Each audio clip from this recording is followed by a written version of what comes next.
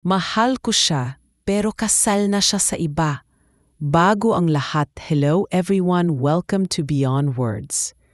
Dear Diary, sa tagal ng pagiging single ko, akala ko hindi na ako iibig. Tanggap ko na baka hindi talaga ako para sa pag-ibig na may happy ending.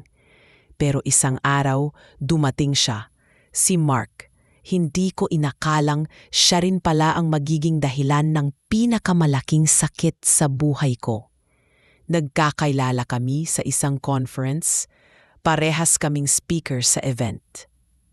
Isang araw lang kami nagkita pero ang koneksyon namin parang matagal na kaming magkaibigan. Hindi ko inasahan na magka-chat kami araw-araw pagkatapos nun. Walang flirtation, walang landi. Puro kwento lang. Buhay, pamilya, passion. Hanggang sa naging personal na. Pagod na rin ako, pero hindi ako pwedeng sumuko. Yan ang sabi niya minsan. Doon ko nalaman may asawa na siya. Nalaglag ang puso ko. Pero bakit ganun? Habang tumatagal, mas lalo ko siyang naiintindihan. Mas lalo ko siyang minahal kahit alam kong mali. Hindi ko siya inagaw, hindi ko siya sinira, pero nagkulong kami sa mundo na kami lang ang may alam. Walang halik, walang pisikal, pero damang-dama ko, totoo yung sa amin. Pero ganun ba talaga ang totoo? Kung lihim lang kayo sa lahat? Minsan, tinanong ko siya, kung malaya ka, ako ba ang pipiliin mo? Hindi siya agad sumagot, tumagal ang katahimikan. Tapos ang sagot niya, oo, pero hindi ako malaya at ayokong sirain ka, gaya ng pagkasira ko. Life lesson. Minsan, hindi third party ang sumisira. Minsan, ang puso mismo ang marupok. Hindi ko siya inagaw. Hindi ko siya minahal ng may balak sirain ang buhay niya.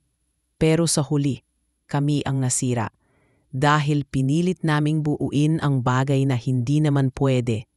Diary, matapos ang gabing yun, yung inamin niyang ako rin ang pipiliin niya kung malaya lang siya. Hindi ko na siya kinausap. Hindi dahil galit ako. Hindi dahil ayoko na sa kanya. Kundi dahil ayoko na sa sarili ko.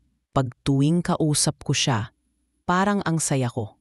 Pero pagkatapos ng tawag, palaging may guilt, may lungkot at may tanong sa sarili, ito ba ang klase ng pagmamahal na deserve ko? Nag-file ako ng leave. Nagbakasyon ako mag-isa. Nilayo ko sarili ko sa kanya, hindi para magpakamartir, kundi para huminga. Doon ko natanong, paano ko siya mamahalin kung ako mismo ay hindi ko kayang panindigan? Hindi ako ang may asawa, hindi ako ang nanloko, pero ako ang sumalo ng lahat ng hindi niya masabing sakit. Ako yung naging pader, ako yung naging tahimik, ako yung laging handa. Pero kailanman, hindi po pwedeng maging legal. Nag-message siya pagkatapos ng ilang linggo. Nasaan ka? Hindi kita mahanap. Akala ko kakayanin ko. Pero ang tahimik ng mundo ko ngayon. Pero hindi ko na siya sinagot. Hindi dahil ayoko siyang makita.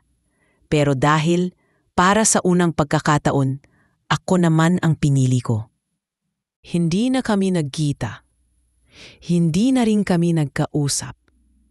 Pero sa puso ko, alam kong totoo yung naramdaman naming dalawa. Ang kaibahan lang, ako, binitiwan ko ang pag-ibig para hindi masira ang buhay niya.